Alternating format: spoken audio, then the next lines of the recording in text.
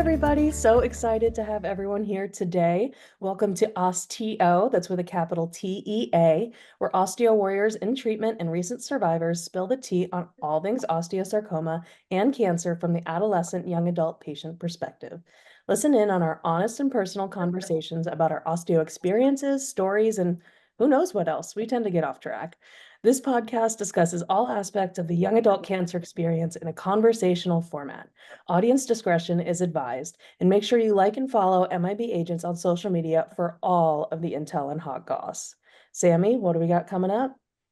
As we kick off today's episode of the fourth season of our Osteos, spilling the tea on all things osteosarcoma, AYA Cancer podcast, we would like to begin by thanking our incredible sponsors, the Moore family, who generously support this podcast. We are so deeply grateful to the Moore family for their support. We couldn't do it without you. And now let's get on with our third episode of the season, brought to you by the Moore family. We'd like to begin with a couple announcements. So Factor is in Salt Lake City, Utah in June. It's approaching very quickly. We are so excited. With that being said, Factor 2025 early bird registration is now open. So make sure you get on that as soon as possible. We hope to see everyone there. We have a lot of exciting things to look forward to at Factor, including Factor HQ and all of the really cool activities that we have set up. So we hope to see everyone there, all of our osteo friends and family. We also have our Bidding Osteosarcoma coming up, and that's March 17th through the 31st. And there's a lot of luxurious hotel stays, beautiful Chapellet wines, artesian pottery, osteo warrior art, and more. So far, the hotels that are up for offer during this auction are the Boca Raton in Florida, the Sanctuary at Kiawah Island in South Carolina, the Enchantment Resort in Arizona, the Tides Inn in Virginia, and so many more. So if you're interested, please look into that. That's on the MIB Agents website.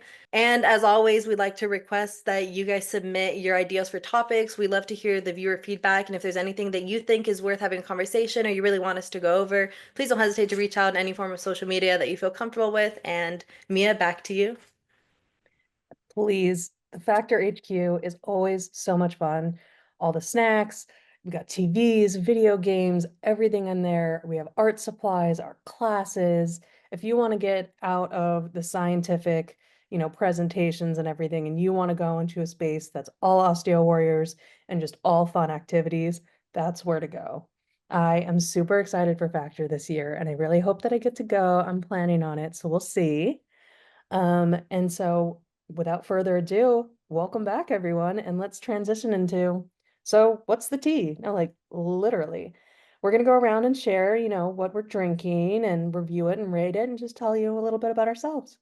So I'll start first. My name is Mia Sandino, your co-host, and I am 26 years old, which is crazy to say. I think this is the first time recording that I'm saying that. And I am from Los Angeles, California, and I am currently taking cannabis studies courses at Syracuse University, an online program. I'm really enjoying it. I was diagnosed with osteosarcoma in my right proximal tibia in September of 2018. I have had every single chemo regimen, every single immunotherapy drug under the planet, it seems. Um, and I have a right limb salvage. I've had a thoracotomy on each lung and over 35 now ablations to freeze and or burn tumors. So over 100 of my tumors have been taken out that way. And I am currently drinking this little Arnold Palmer. It's not sweet, which I really appreciate. I like my drinks on the drier side. And so I'm gonna give it a 9 out of 10 because it also comes in like this super cute little like can. It's like I don't know, I'm obsessed with it. Anyway, Sammy, what do you got today? That is a really fun can. For me, my name is Sammy Ulloa. I am 22 years old. I'm an osteo warrior from Southern California, pretty close to me. I would say like about like an hour away. I live in Redlands, California. I'm currently pursuing a degree in psychology, and I spend my free time co-hosting this wonderful podcast and also being the president of the Junior Advisory Board 2025, which I'm super excited about. Um, I was diagnosed with osteosarcoma in August of 2022 in my right proximal tibia. Prior to my diagnosis, I was a Division One cross country runner, so I was very active up until the time of my diagnosis. Following my diagnosis, I underwent a limb salvage surgery in November of 2022, where they placed internal prosthetics. So I do currently have my little rod in my leg. Her name's Tiffany. I know Mia has a really fun name for hers as well. We have Tiffany and Rodney. And after my surgery, I continued treatment until May of 2023, and that's when I rang my bell, and I've been in complete remission ever since. Yay. And Any right now, I am drinking. I usually do cranberry juice. If you guys tune in often, I love cranberry juice, but this time I decided to do almond milk, so it's like silk vanilla almond milk. I'm like usually not a milk drinker, but like I really, really like almond milk. I would say it's like 7.5 just because it wasn't like my top choice right now, but I was kind of like pushing it a little bit, so I just kind of served Yeah. myself whatever. And it's super hot, as Mia knows, like in California, it's Oh, really it's warm hot. right It's now. hot today. Yeah. So I cannot be having tea, but I really like it. And yeah, me and my milk.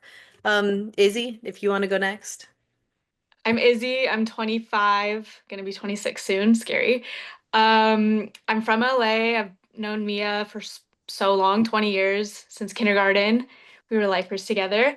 Yeah. Um, and right now I am a podcast producer at a comedy podcast, so very familiar with that world. And basically about 6 weeks ago, I was riding my horse and she got scared, flipped over, and I ended up breaking my pelvis and my nose. So I had to get a cadaver and a bunch of pins put into my hip, both left side and right side. And I'm currently not walking right now, but we're working on PT for that and everything. And I am drinking a really expensive matcha that is not very good. So I'd probably give it like a 6 rating. I mean, I enjoy matcha from here and there too. So every once in a while, we kind of got to splurge on ourselves. So Oh, always. Yeah. always. Always Um, treat yourself. Inaya, do you want to go ahead and go next? Yeah, sure. Thanks for having me. Hi, I'm Inaaya. I'm 16. I'm a sophomore in high school. Um, what else? I live in Naperville, which is a little outside Chicago, maybe like 45 minutes, which isn't horrible if there's traffic. Um, yeah, what's going on? Nothing much. Just I'm just trying to figure out what to do after high school. I have my swim season starting next week. I have driver's ed going on. I haven't got my permit yet. But yeah, that's a hot topic right now when I'm gonna get that. Um, I had osteosarcoma when I was 11. Um, I did like 9 months of treatment, got a limb salvage. And then in 2023, when I was 14, I had osteosarcoma again. And then I ended up amputating last April. So I have a hip dysartic amputation. So basically, like, because not many are familiar with it, basically my surgeons they like remove my femur from my hip. So all I have on my right side is like my hip and like my pelvis. And yeah. Um yeah, so I'm really grateful to be on the junior advisory board. Um and yeah, no, MIB has been like helping me out since I was 11. So it's like kind of like a full circle for me. And yeah, I'm just so grateful to be a part of this group. It's great. Um, yeah, my drink of choice is not that very interesting. It's chocolate milk. Here's some ASMR. Honestly, I'd give it like an 8 out of 10 because I went downstairs and I made it today. And that's like it. Thank you so much. Yeah, I Well, mean, you made it with love. you can never go wrong with chocolate milk. I'm not gonna lie. You and I both drinking milk right now, just two different kinds. Oh, I'm definitely not often a milk drinker. I used to like only drink it with like cereal, but I'll go for chocolate milk if it's cold. Yeah. You know how they used to always say that like milk is really good for your bones and stuff? Like after all this happened, I thought to myself, I was like, maybe I didn't drink enough milk as a child. Because I Or remember too I much. would, yeah, either. I think it was not enough though, because I used to be afraid of milk. I still am because I'm always like, I'm sorry, this is off topic, but I feel like it's important. It's relevant to the topic of osteosarcoma. Does the milk help us or not? Because when I was little, I used to always drink like the rotten milk, so I was traumatized by it, didn't drink enough milk, and then this happened. So Why are if you there's any drinking rotten researchers, milk, Sammy? oh, I was the designated, I'm the middle child. I was the one who would test the milk to see if it was good or not. So Your We have designation. better it was ways of testing milk, it was guys. my job. But thank you both for being here. It's so nice to meet you. I'm so glad to have someone too that's kind of outside of the osteosarcoma community, but still understands the disability part of it. Like it's so important to hear how all of these experiences range and how accessibility is so different to different people. Our first question is, what does accessibility mean to you? I don't know if you want to start us off, Mia. Tell us what accessibility means to you and what your perspective is when you think about accessibility. Yeah. I mean, when I think about accessibility, I mean it's such an umbrella term. I mean, it's basically just stating that a space is accessible to most groups of people or certain groups of people, and that's what we want. But unfortunately, that's not how the world is built. And that is something that I learned predominantly after I was diagnosed. And, it just kind of is this buzzword almost of like, oh yeah, we're a space that accepts most people. We have um, different, say that it's a website that has videos. We have transcripts of the videos. That way people who are deaf can follow along. People who are blind can follow along with sound, things like that. There are different, a lot of people see that little person emoji kind of on a lot of websites now, and those will give you the accessibility features of each website, which I think is great and amazing progress. But a lot of the times the world around us, not online, is inaccessible. And I feel like that's really frustrating, and people don't expect that for people who are young like us. Whether it's a new disability, something that we've had forever. There are also invisible disabilities. Like if I'm wearing pants, people, and I have a very, my limp isn't noticeable anymore. So I get quite a lot of dirty looks if I'm in a wheelchair at the airport. And they're like, oh, you're taking it from these older people. And I'm like, no, there are tumors in my lungs and I have 15 inches of metal in my leg. Technically 19 inches now that I have the screw in my ankle. So if you really add it all up. But yeah, so to me, accessibility is just being able to safely, for lack of a better term, roam about the cabin in public and kind of be able to enter a space that most people would be able to enter. So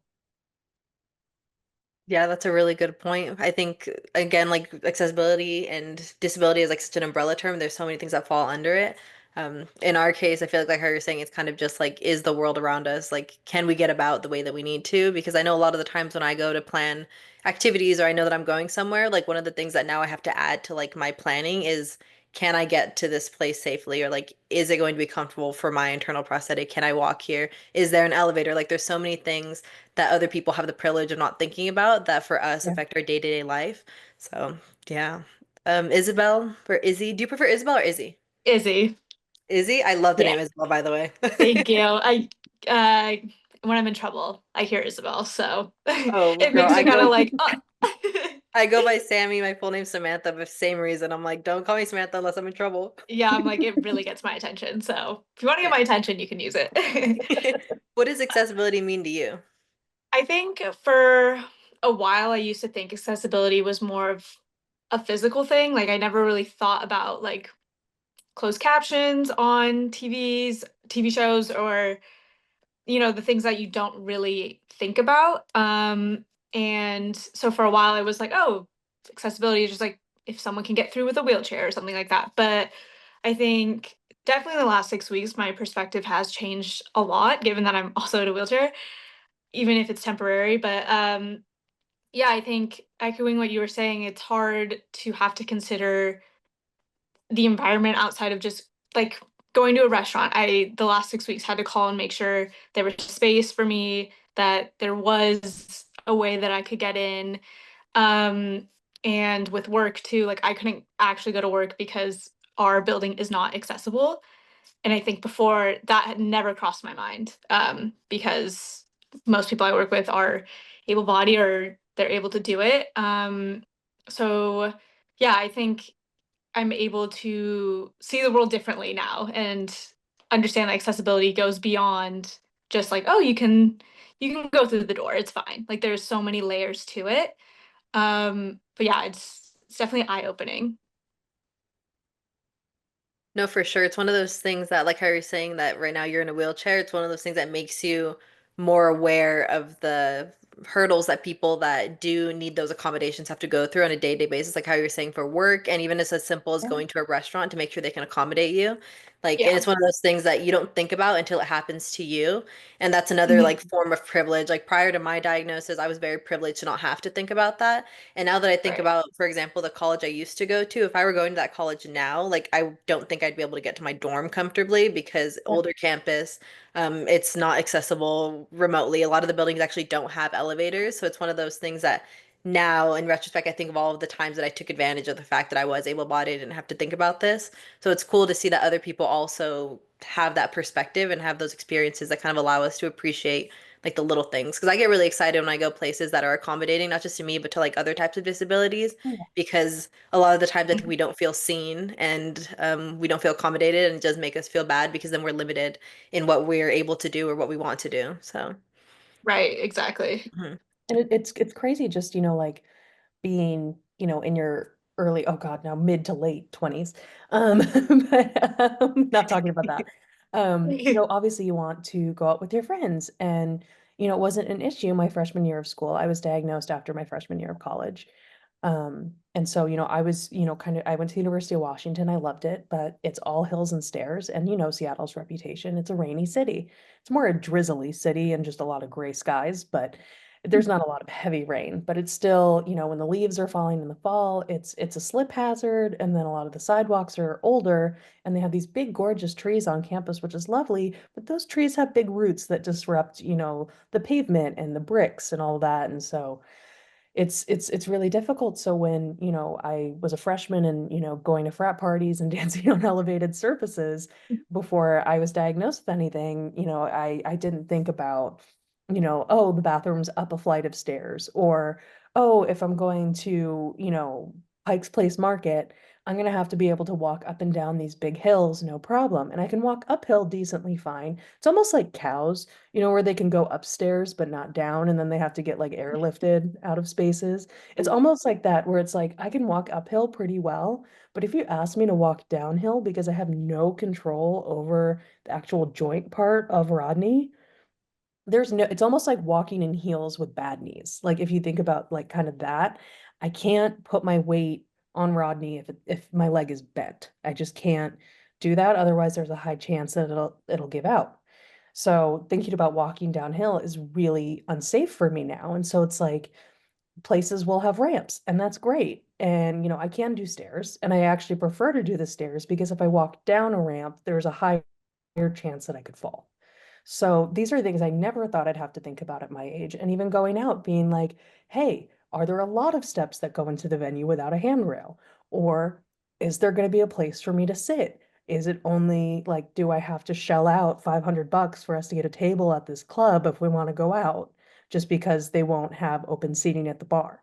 So, it's all these things that we have to think about. And that's really frustrating, but at the same time eye-opening, and kind of seeing what we can do better in the world. And I feel like being on this podcast is one of the ways to be like, hey, things need to change. You need to have seating for people who might need it. And it might not be the people who look like they need it that actually do. So you can't just, write off people's ability level because they look a certain way or are a certain age. So I think that's really important. But Yeah, That's super no, true. I No, go ahead, and I was actually gonna yeah, I I know was gonna I was ask gonna you, transition to you, Anaya. yeah, oh what my does gosh. accessibility mean to you? Like hearing all of this, what is coming to mind for you? No, yeah, no, thank you so much. Relating to Mia, definitely.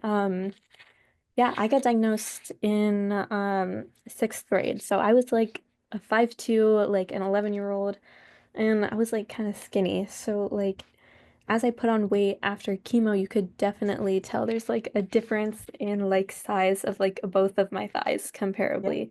Um, but yeah, no, it was definitely weird coming back after the pandemic. I was like on crutches. I looked like I had a buzz cut, like with a mask. Like people like did not know who I was, even though I went to like elementary school with them for like 3 to 4 years. Like, oh my gosh. Anyways, but yeah, no, like definitely at school, especially in middle school and high school, you teachers definitely don't think about like, oh, like what can I do for like a student who's going to be on crutches for 9 months, or like can't get into like the small desk because like she has to keep her like legs straight because it's still healing. It's like there's so much you like think about, and then I feel like especially since I got diagnosed a lot younger, like it's kind of like implemented in my head now. Like I have to like noticeably like think about all that stuff. Like I like highlight like the hotel room when we walk in, like, oh, like I'll need to fix that. Can't stay here because I'll trip on it. Like my prosthetic needs some space. I'll move the table on this side instead. Um, or I can't bend down over there. We'll move the lamp on the other side. Um, but yeah, no, especially like with the limb salvage when I had it for like 3 years. My doctor did good at Northwestern. I was like able to put weight, but like it took me like a year plus of like PT to like actually like relearn to walk. And then it took me like a bit more with my prosthetic.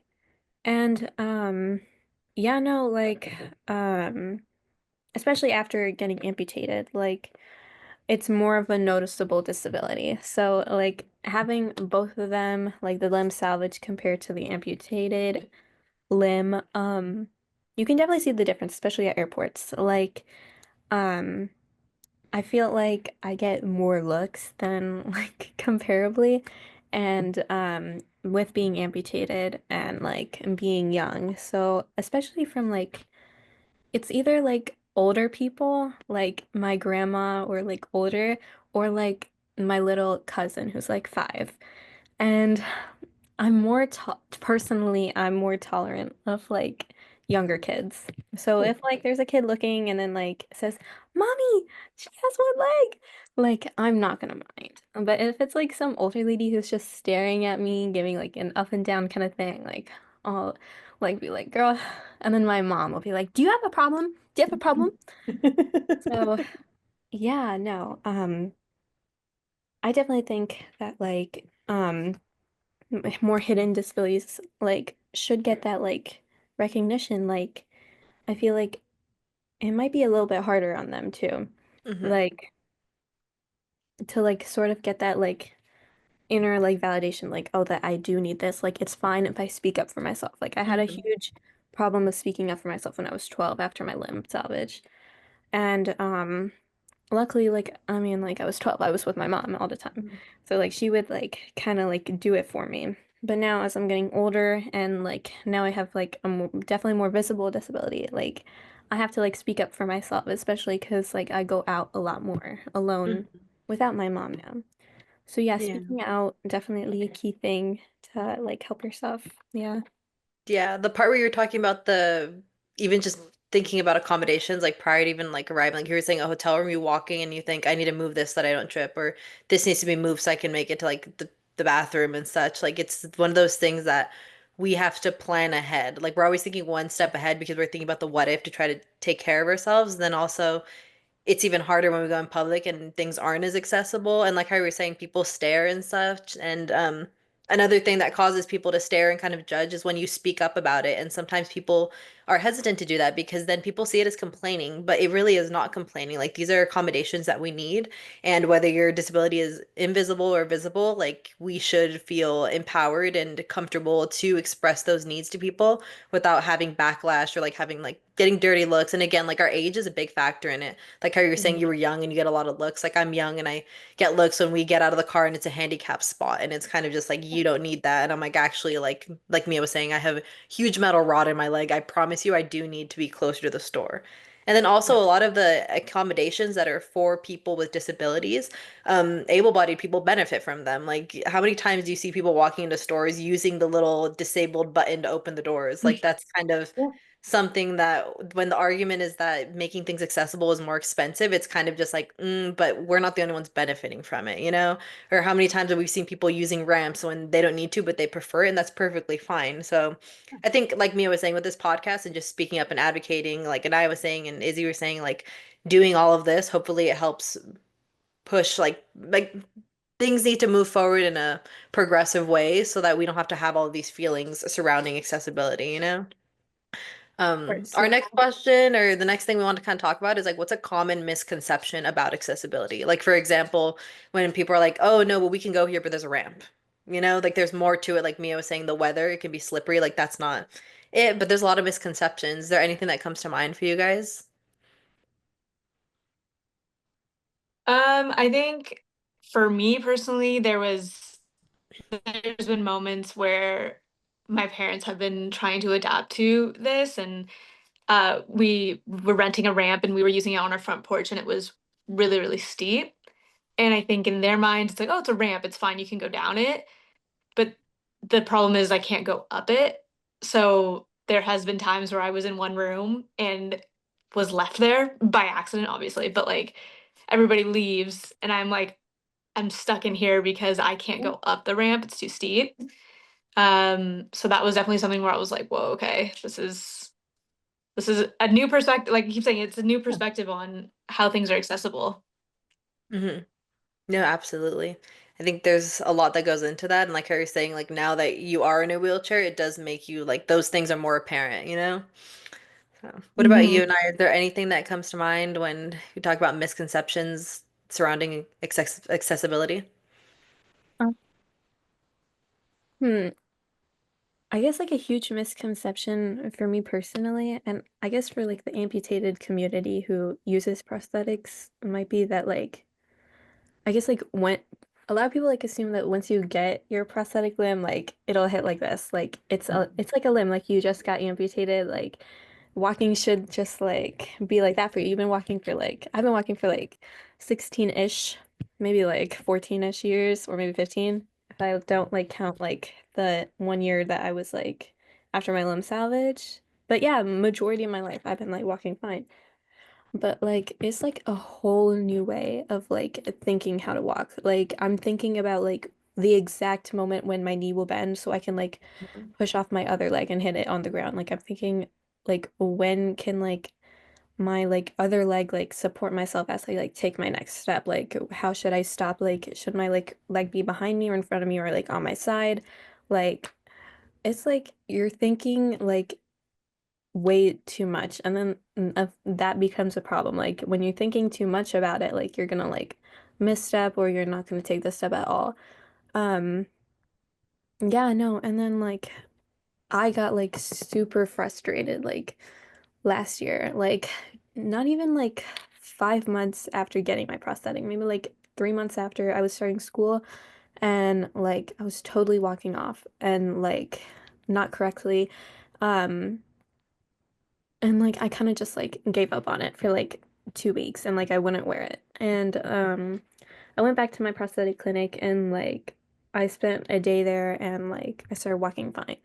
So like yeah, no, there's like a total new like relationship between like a person and their like prosthetic limb. Like your body and like your mind have to like actually accept that like you need it or you just don't want it. Because there's some Hmm. people who just choose not to use it and they'll like use like crutches if they have like um a like amputated leg or a wheelchair or like if it's like an arm they just might not like they'll just like adapt to one. Hmm. And these are all choices, but like I personally definitely want to like try to adapt to using the leg. So like it's just became like a consistent thing. Like you have to like keep on like mentally like challenging yourself like okay today I'll wear it for like all of school I'll take a rest when I come home and then at like 5 p.m. when I have to go to driver's ed I'll put it on again like Yeah. and like allowing yourself that oh I don't have to wear it 24/7 Hmm. like I can wear it when I do have to like 100% use it but like I can like give myself that like break like physically Hmm. mentally like oh I can like take it off here and like chill out you know. Yeah. So you're kind of highlighting like the misconception that getting the prosthetic, like that's the solution and there's not very much beyond that. But like you were Yeah. highlighting that there's so much more that goes behind that and that there's more to it than just like you get the leg and you learn how to walk again like right And like away. the end. And then that you Exactly. always have to use it too. Because that's the thing I think people don't realize that with like external prosthetics, like how you were saying, like you don't always wear them. Yeah. Like now being a part of the osteosarcoma community, having so many wonderful friends who are amputees and do have external prosthetics, I've educated, like thanks to them, I'm a lot more educated on the topic, and I do see like, I don't know what I thought beforehand, but I would think like they have their leg on 24/7, but it's like no, like it's different for everyone, and there's that misconception that like the solution is like, or it's the same for everyone, or the path is the same for everyone, whereas like even if it's the same surgery and the same process, it's like totally different and you cannot compare experiences at all. So, each person is always going to have their own experience. Hmm. It doesn't matter if it's a limb salvage, an external prosthesis, um, pelvic salvage for Izzy's case. Everyone's going to have their own kind of way of adapting to it, and having so many, Sammy, as he said, wonderful friends who are amputees because of osteo or for other reasons. What people don't realize is that blisters are extremely common, and if you're going through chemo, that can be a huge infection risk. So that's something that my friend Jasmine has to worry about a lot, and she was just here yesterday. And she's a total boss. She's great on her crutches. She's great with her prosthetic. She totally has it, but it took her like a good year and a half to get her prosthetic properly fitted to, the width of her thigh and things like that. And it took her a very, very long time. And I know Kara's talked about that in the past before. Kara's our social media manager here at MIB, and a very good friend of all of ours. And she's also very famous on TikTok, Oh yeah, which is she's always famous on TikTok, guys. her TikToks are great. But yeah, it's just adapting and learning to walk again and having to think about every single step is weird, and you do get used to it after a while. And there are obvious pros and cons with both an internal prosthetic and an external prosthetic. Um, but what I think is so crazy about the internal is a lot of people, especially since we're young, don't realize that these are parts that need to be replaced.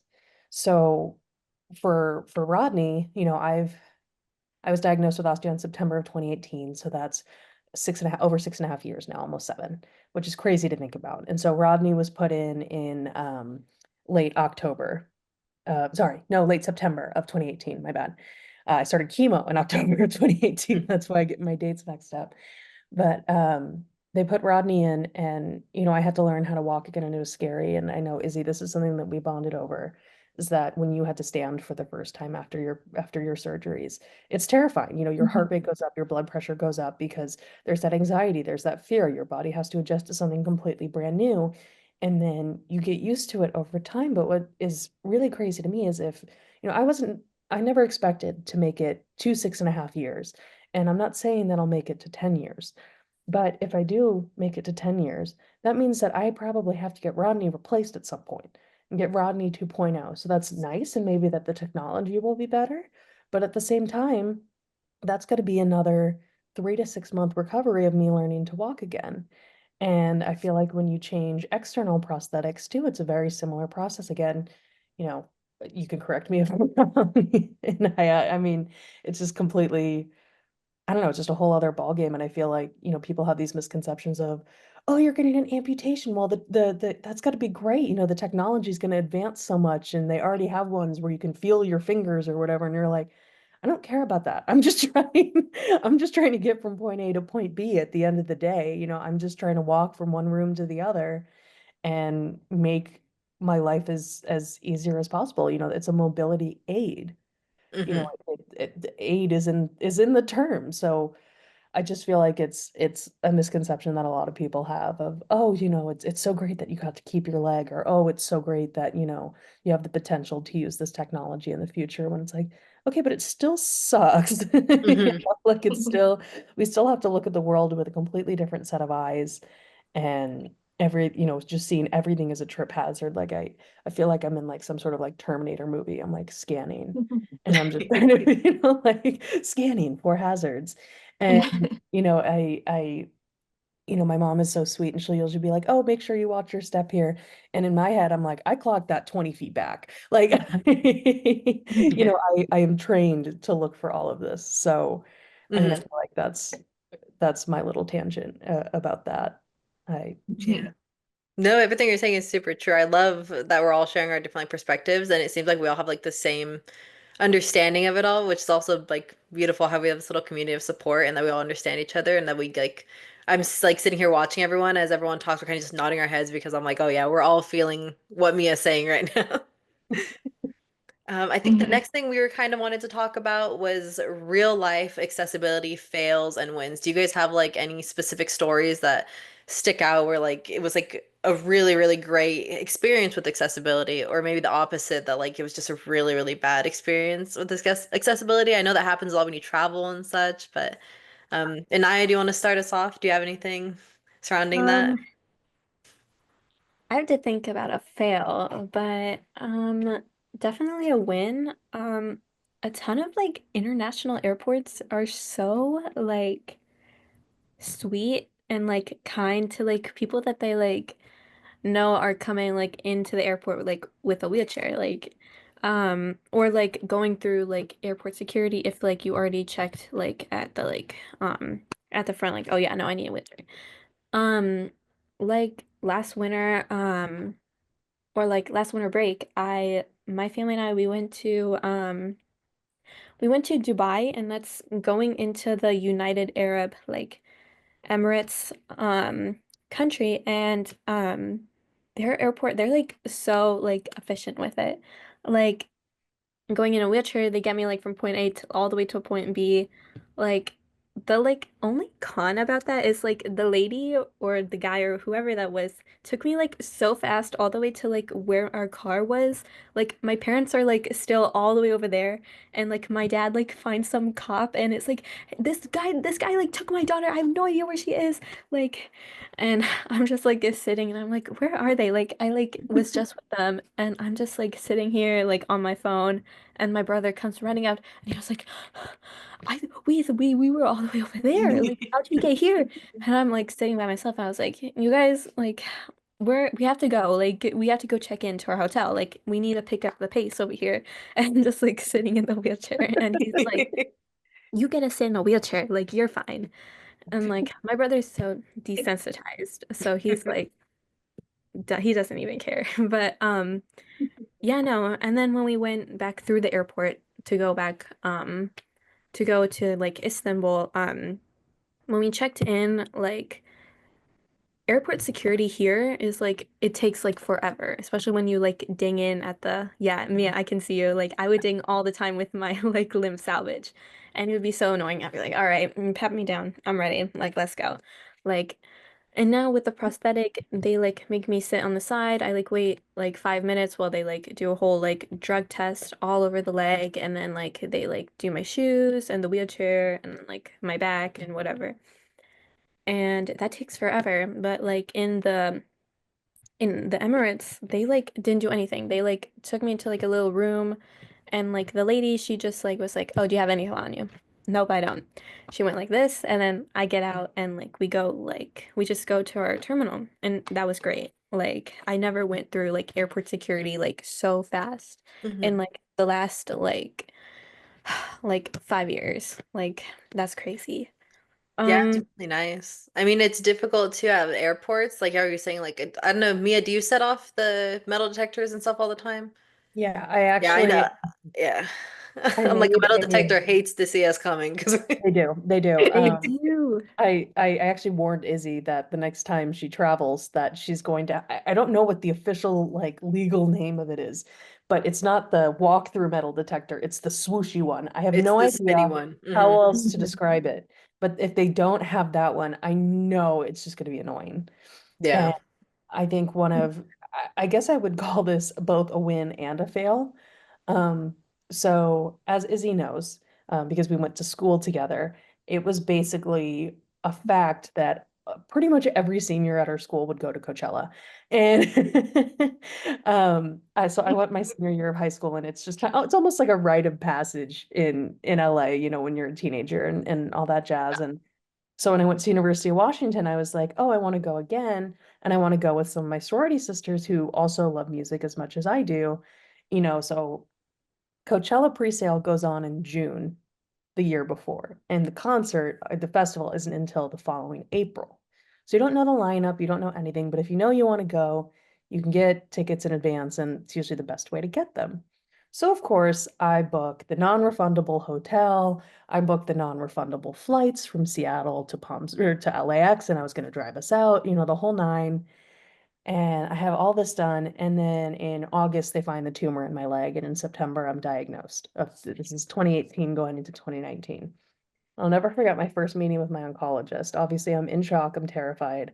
I don't even know what questions to start asking. And that's honestly where MIB would have been super helpful. I wish I had MIB from the very beginning because of our awesome handbook and things like that, where it walks you through the questions to ask your oncologist, or what, what it means for your tumor to be in the right proximal tibia. That means, oh, it's on the right side, but it's like it's like it's closer to the middle of your body.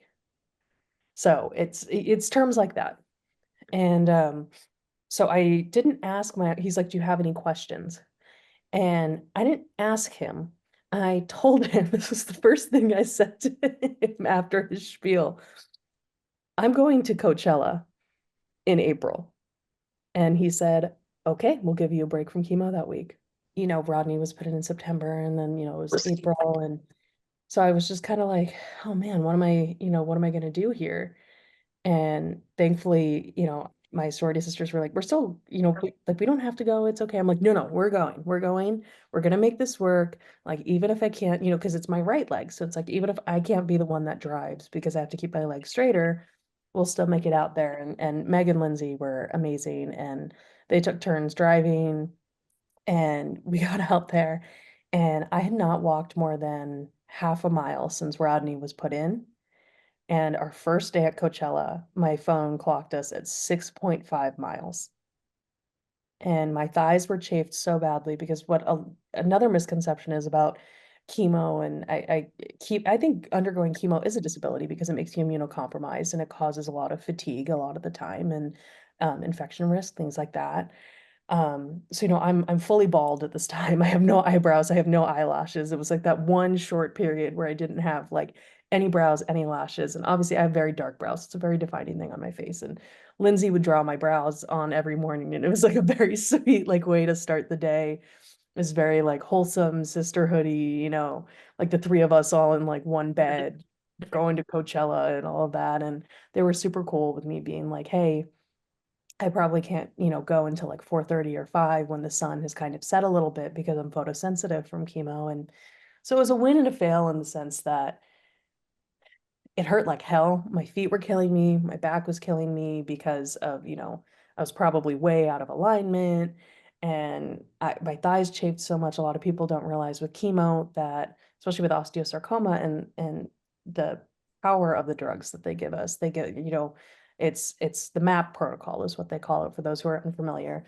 And that's methotrexate, adriamycin, which is also known as doxorubicin, aka the Red Devil, as well as cisplatin, which is a platinum agent chemotherapy. And those doxorubicin and cisplat are considered the two most toxic chemotherapy drugs in the world. And they are two of the only three medications that have been approved for osteosarcoma. And so that's what they start us on. And they start us on this MAP protocol, and the doxo and the cisplat are especially brutal.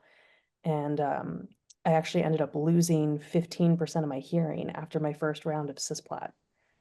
And I know, Sammy, I know that that happened to you too. It's a very common side effect with it. And so it was that, and I gained weight.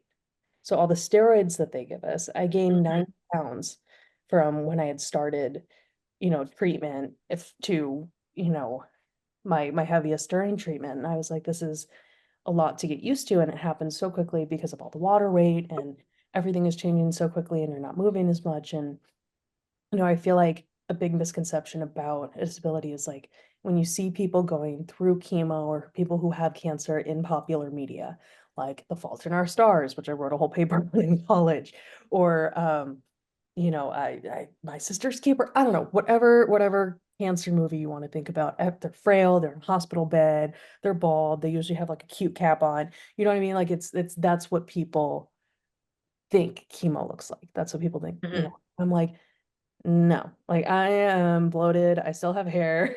I still have some hair. I'm like sitting in the hospital. I'm like doing crosswords, trying to like, you know, figure out my time. And it's like, it's not that I don't want to eat. It's just that everything tastes terrible.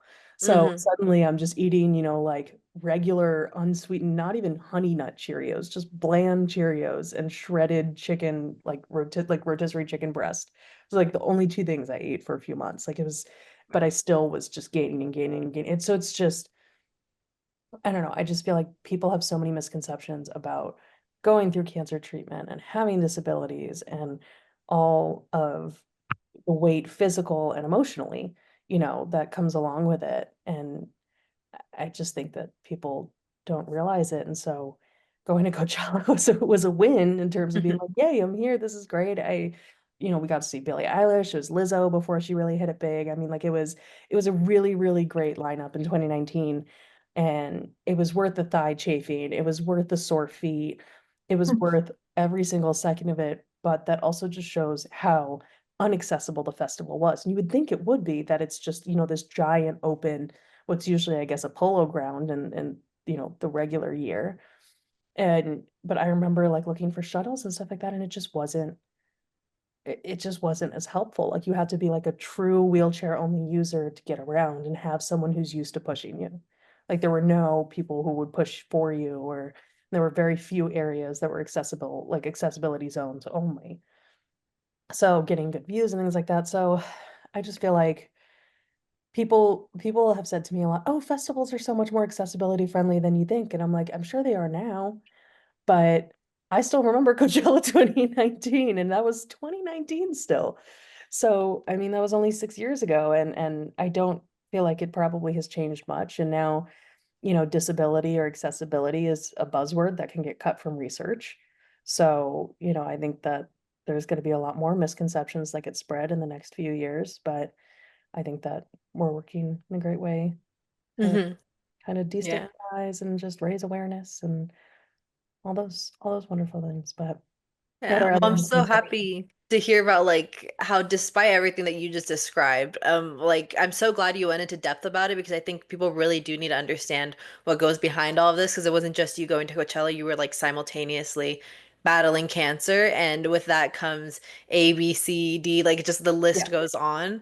So I like that like you look at it kind of as a win because despite everything that was going on, like you were able to have that experience. yeah, And that makes me so happy for you. Like honestly, whenever I hear about like anyone having like these really great experiences despite like the cards that life deals us, like it just makes yeah. me so happy that people are able to actually do those things because a lot of the times it's not feasible, you know? Like for me, I think the win that I think of, so I live in like Southern California. I go to Disneyland pretty often. Shout out to my brother-in-law. He works there, so he like Mhm. helps us get in. But when we go, there's certain rides that have elevators that like you don't know that they have elevators unless you ask. So like I get to avoid the stairs completely and just do the elevators, and it's so funny. And I always think it's like a win, like specifically the Autotopia one, the one where you drive. There's like a really Mhm. janky little elevator. But the stairs are steep and the alternative is doing the stairs. So I always do the elevator. And I think it's a win when I'm able to go places and I'm still able to go on like these certain rides and able to actually like get to like the loading dock without it having to be a problem. A fail I would say would be like at the airport and stuff. Like sometimes I mean, I've had some, because I've been traveling a lot more recently, I've had some pretty like weird experiences, especially surrounding like people being a little more disrespectful, especially because when we do set off these metal detectors and such, like it takes a minute for them to like pat us down, and sometimes they don't pull you aside, they do it and everyone has to wait and people get annoyed and you're kind of like, it's out of my control. But yeah, so airports as a whole are kind of like hit or miss sometimes because like Anaya was saying, sometimes they're like super efficient. They freaking sped her to her car really fast. Mhm. Like super efficient, or sometimes you have to wait and sometimes you like might miss your flight because like they're not there to like push you in the Yeah. wheelchair and stuff, so it's very like hit or miss. Actually, I have a friend named Kerrigan. I think we all know and love Kerrigan. She actually reached out to me. She was going to be on this episode but she wasn't able to, but she reached out with a story about like an airplane experience that she had, and she is an amputee and she is in a wheelchair. um and she wanted me to share it with everyone. And she said that she had an epic fail in an airplane one time and that she was using a prosthetic leg at the time and she went to the bathroom.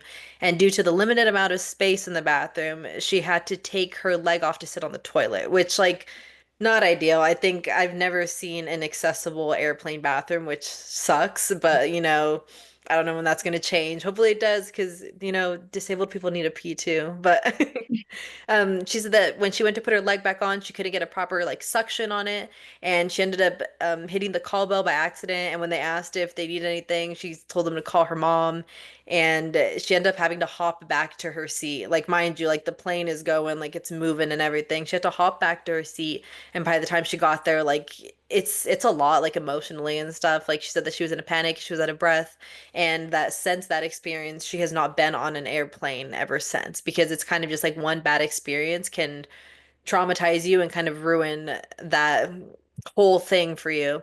Yeah. But she kind of just wanted to share that airplane bathrooms just need to be more accessible, and definitely like the whole situation could have been avoided if she had more room. And I think this kind of concept is applicable to a lot of the things, not just in an airplane, but just in regular life. Like if things were already accessible, if they had already had people with disabilities in mind, then maybe these problems wouldn't arise and people wouldn't have to go through these traumatic experiences, you know? Hmm. Yeah.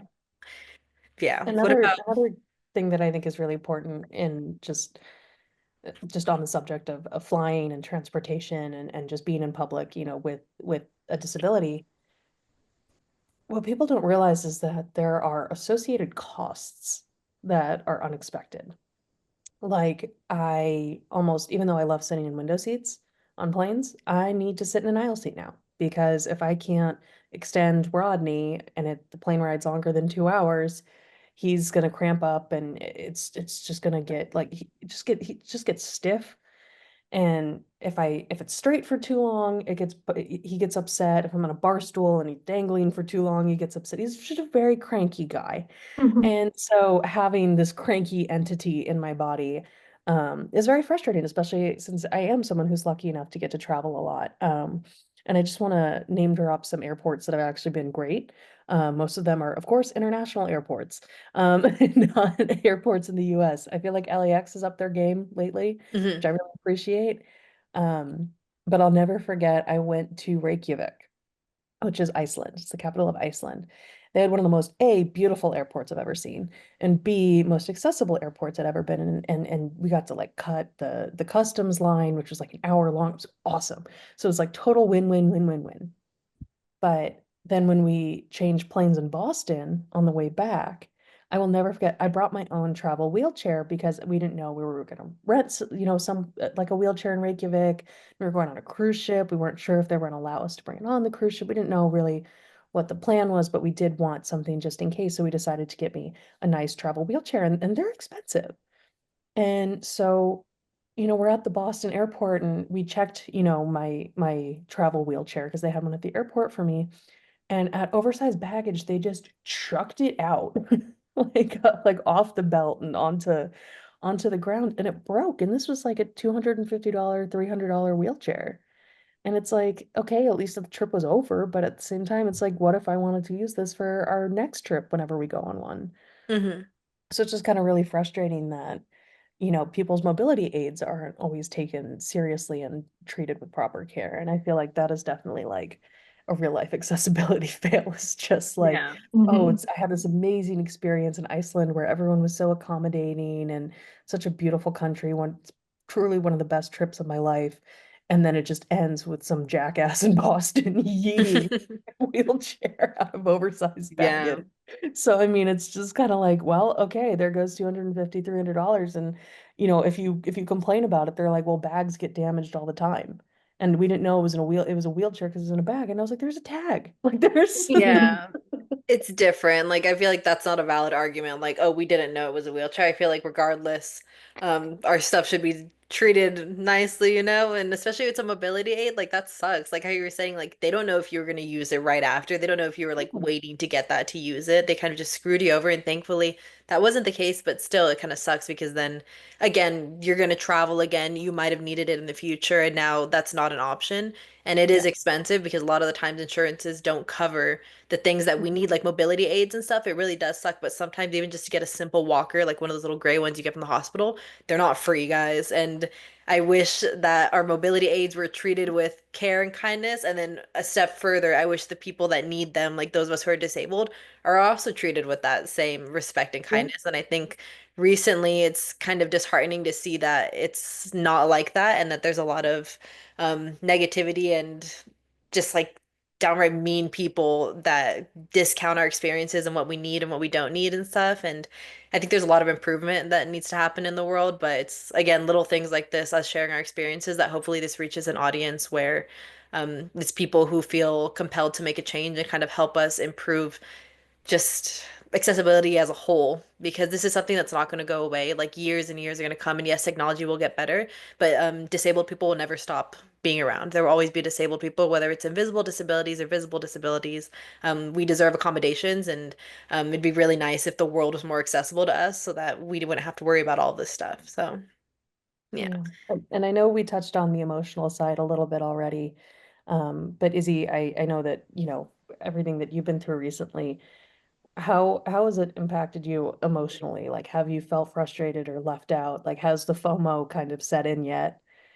Yeah, I mean, definitely. And I am so thankful to have Mia in my life because she was there with me through every emotion, even if it was at like 2 a.m. and I was just in my feels. She was always there to answer me. But yeah, I think for the first few weeks, it was definitely tough because I like to be very independent. And so asking for help was a really big thing for me. And even little stuff like brushing my teeth, I had to ask for help. And the doorways in our house are very small, so I couldn't get my wheelchair through it, so I couldn't use the bathroom on my own. So all that like basic independent stuff I wasn't able to do was like really weighing on me because just having to ask my parents for help, and they're tired, they're stressed, they're worried about me, and then on top of all that, they have to help me do stuff. That I mean, at 25, it's kind of awkward to ask my mom like, "Hey, I have to pee. Can you help me?" Or I can't wash my hair, things like that. So that was definitely really hard in the beginning, but we finally found a groove, and I can like kind of navigate independently on my own now. But I think socially too, it was great the first few weeks. Everyone was reaching out, and I had a couple people over a few times, but just I was also really tired. So people were checking in a lot. And then kind of as time goes on, people they don't forget, but I think like life goes on for them, which is great. And I want that. I want people to keep doing life. Life doesn't revolve around me, but like this is still very much something that's impacting me and will continue to impact me.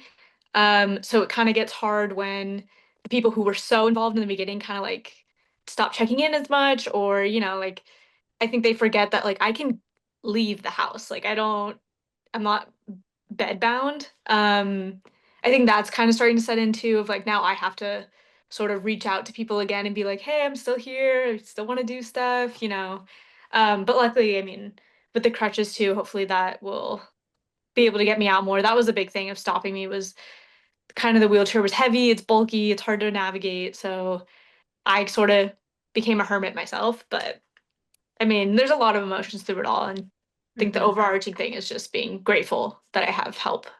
Yeah, no, absolutely. It's difficult because I think we are also very hard on ourselves. Like how you were saying, it sucks to like lose that independence, and you're hard on yourself, especially because like you want to be able to do things on your own and not have to ask for that help. And it makes it even worse when like the world around you kind of doesn't consider that. Like how you were saying that people kind of fall off. I think all of us who have gone through cancer and just like how you were saying that you're going through right now, something with your health, like it's difficult because people seem to really care at first and then it's like they stop caring.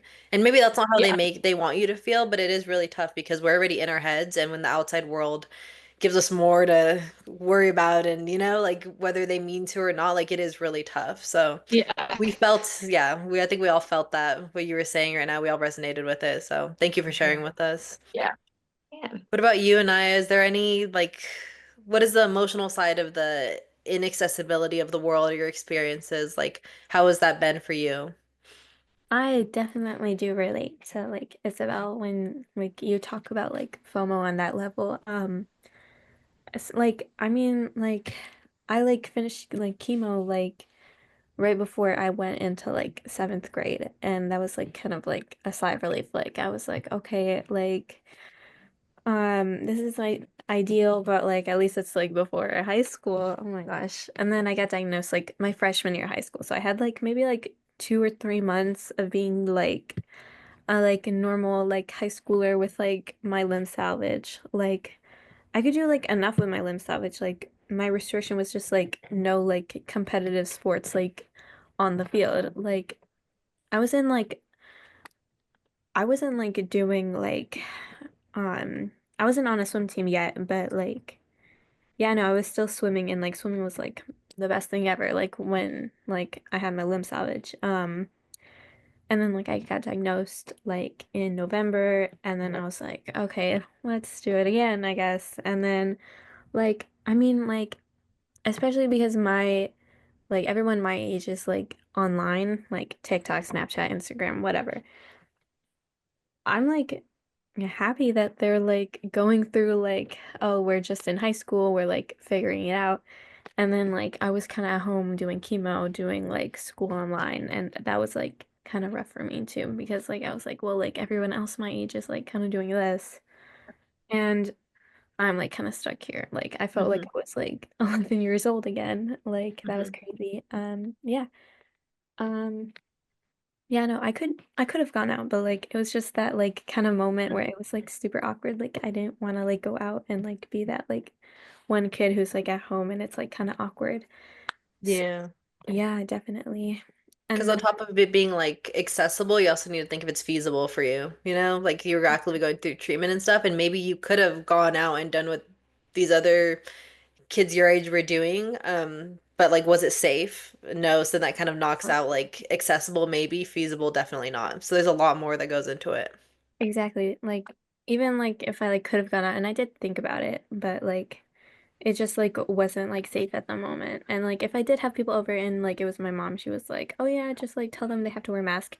Even like just like telling them they had to like wear a mask when they're in my bedroom. That was like I was like so like like I don't want to have to like have my friends like in my room when we're watching like crap like rom-coms and like eating pizza, like tell them to wear a mask while we're doing this stuff. Like it was just annoying. Um Yeah. The and then hard when I came back, like I was like first to like using my like prosthetic, like I had my friends like carry my backpack. And at first like when I first had to like ask them because like my mom put it into like my 504 plan at school, um like it was super awkward for me. Like I didn't want to like have to like make them do that. But then like at some point like my friends like maybe like a couple weeks later they were the ones who were like telling me to get out of class like 10 minutes early so we could just roam around. And like I like thankfully like I have really good like friends at high school. So they kind of like used the like get out of 5 minutes early so they can carry my backpack in the hallways like as a perk for them too. So we can just like get out of the lecture in like history and like roam around for like 5 minutes and then go to our next class. Yeah, I'm not gonna lie. I still tell my friends on the regular, use I have the cancer card. Use it as much as you want. Like if you are running behind on an assignment at work or at school or whatever, you can just be like, I'm so sorry. My really good friend has cancer and she had a procedure this week. It really is a useful card, but obviously only with permission should Mm, should you Definitely. use it. And I feel like yeah. that was a case of using it with permission.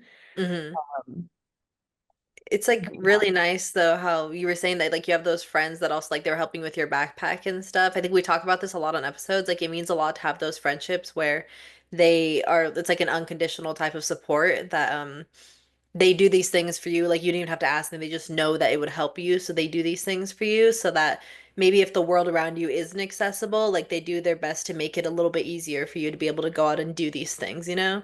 So I think it's Yeah. really important to have that support system. And it's really cool to hear that like right now you're in high school and you do have those people in your corner who make sure that they make your life a little bit easier because life is really already really hard as like a disabled young adult. So I yeah. think the last thing we kind of want to wrap up and we kind of want to ask everyone how non-disabled people can be better allies, like what to do, what not to do. Do you have any advice for people listening? Like how can other people that love us and are around us, how can they help us with this constant struggle with accessibility? I can start just because I know I'm a rambler. Um, I feel like I've gotten really lucky with so many wonderful friends who are very understanding of what I'm going through, and we'll make sure that, Izzy, Berkeley, who's one of my closest friends, Mhm. she made sure that when she was having a birthday party at a bar, that we had a table. And so she reserved that ahead of time. And it's the small things like that where it's like, you don't want to be like, hey, do you mind changing your entire birthday celebration for me? And you have those people who are just like, oh, I know that this might be a lot easier and make, the event seamless for everybody. I feel like that is a huge game changer. So just taking into account anyone that you have like on your guest list or things like that, if you're not disabled, that is kind of the best way to help us out, like almost doing it without having to ask. We feel seen, we feel heard, we feel understood, we feel appreciated, we feel wanted at that event or at that person's house or, what have you. And I feel like the biggest thing not to do, we just want normalcy. We want to be understood and we want, to be heard and to be accommodated, but at the same time, we don't want people being like, oh, you're walking 2 feet. Do you need help? Or like, like it's like, I promise I can do it and I will Mhm. ask for help when I need it. Um, but it's just crazy sometimes when people are like there was this woman, my mom and I like to go to the spa retreat. We're actually going at the end of the month. Um, and it's not the most accessible place by foot, but it's pretty good. And I just remember there's this labyrinth ceremony that we do. And it's kind of like a tight path, and you kind of walk through it. It's like silent reflection kind of thing. You write on a piece of rice paper something that you want to let go of. There's a bowl in the middle of water, and then so you drop the rice paper in the water and it dissolves, and it's like a hole. It's very, very sweet. I've done it a few times now, so I know the path, like Mhm. this wasn't my first rodeo. And this woman who had befriended us this week, and she was so kind, and I knew it was coming from a good place. She'd seen me walk and be in the dance classes and things like that there. So I don't understand what was really going through her head. Maybe it was that it was the last night of the week and that's the only night they really give us alcohol. So maybe it was that. But not my mom, and my mom was with me. This woman latches onto my arm to walk me through the labyrinth. And no, that's really sweet. That is really, really sweet. But she was a little tipsy, and I thought that it was almost like the blind leading the blind here. I'm like, my leg could give out at any moment, and she could just collapse at any moment.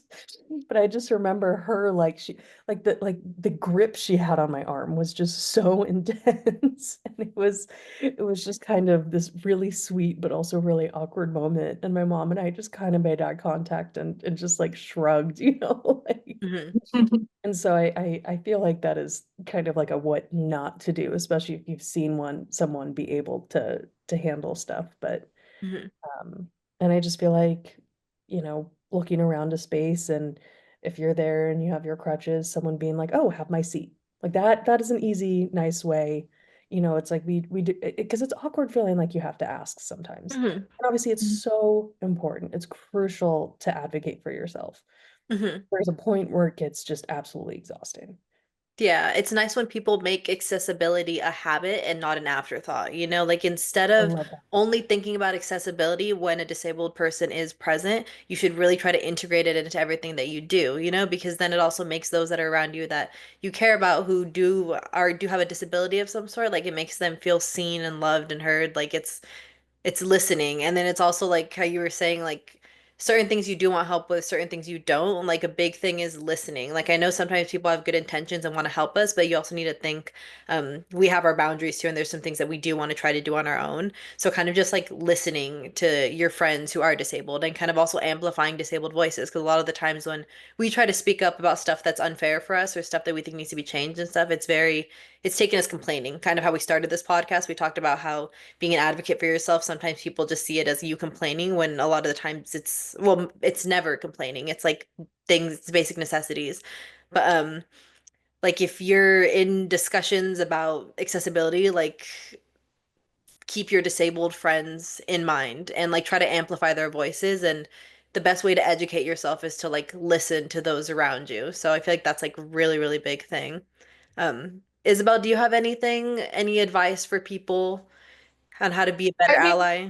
yeah, I think ask questions instead of making assumptions. That's definitely something I've had conversations with my family of like, I think a lot of the time, like my mom especially, like assumes that I would want full independence. When there have been a couple times where I'm like, okay, I need help.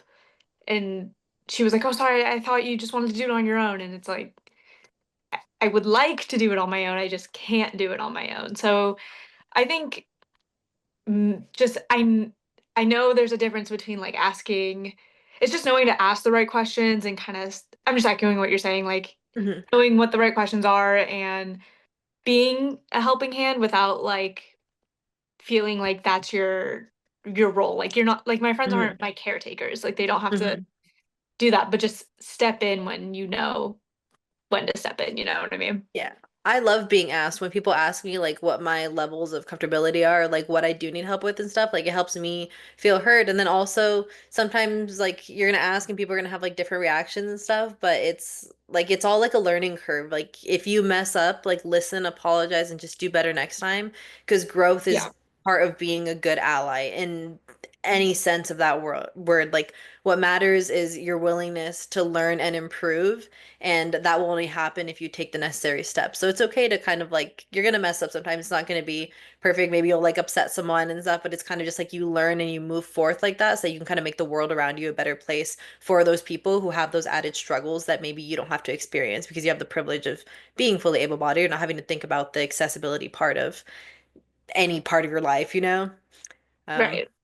what about you, Anaya? Do you have any advice for people on how to be a better ally? I mean, just like kind of going off like Mia, like kind of just like having that awareness like with like your friends like ahead of time too. Like, I've had like friends text me like before like we hang out at someone's house like, oh, by the way, it's gonna be in the basement, or like, by the way, we're gonna hang out in the loft, like that's upstairs. Like, do you need anything for that, or would you rather us just like hang out in the living room because that's fine too, or whatever. And yeah, no, I can go upstairs, like prosthetic, like, and like on my crutches, like it kind of just depends on like what we're doing or like how I'm feeling that day.